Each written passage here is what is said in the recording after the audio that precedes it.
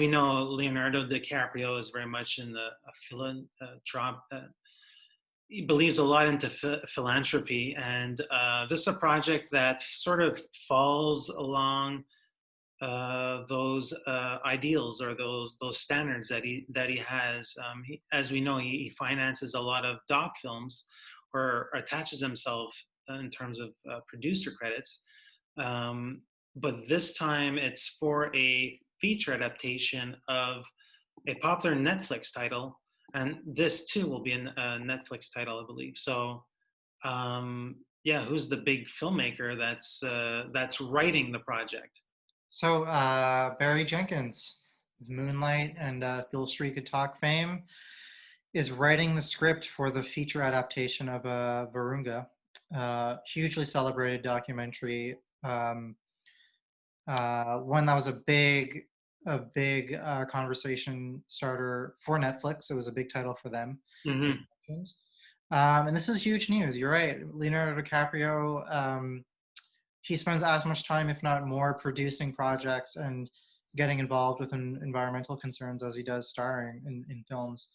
And so he's putting his weight behind this as a producer.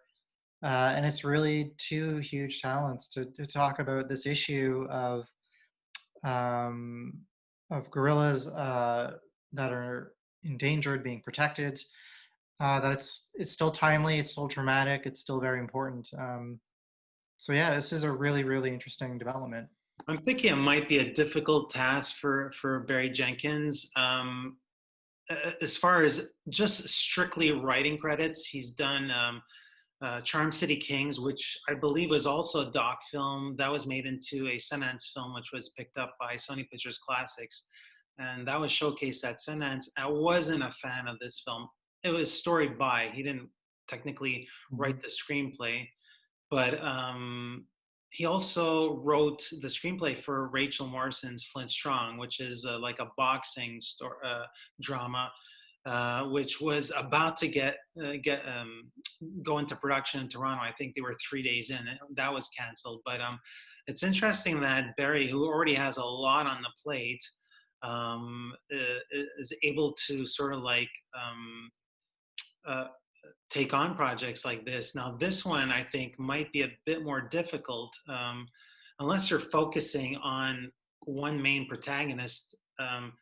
If we remember the doc film, there's a lot of people that are featured in the doc film, and there's a lot of force of nature elements, and so there's like this cataclysm that exists, and so I'm trying to think ahead. I'm like, oh God, this does feel like a weighty subject matter, but yeah, you might have to slim it down and concentrate on.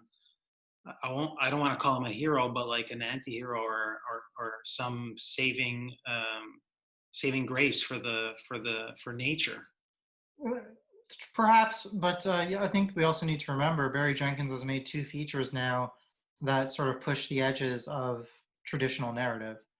So I'm sure he will find a very interesting way into the material and put his spin on it. You know, you can never control what happens to a script once it leaves your hands and is directed by someone else. But, you know, he's a guy that's certainly, his influences are art house. And he's certainly never shown an interest for walking a traditional path. So I think it'll be interesting to see how he takes the story and where he decides to frame it and present it. Mm-hmm. Well, certainly, what's certain is that we'll have a Black protagonist once again, and it's just nice to see that his trajectory and his filmography as of late. It's nice to see him on both sides, if you will, writing and directing. And producing as well. Hi, I'm Eric Lavallée. I'm editor-in-chief and site owner for IONCINEMA.com, and this is Kevin Jagernauth, contributing writer for the playlist. And together we are IndieSponge.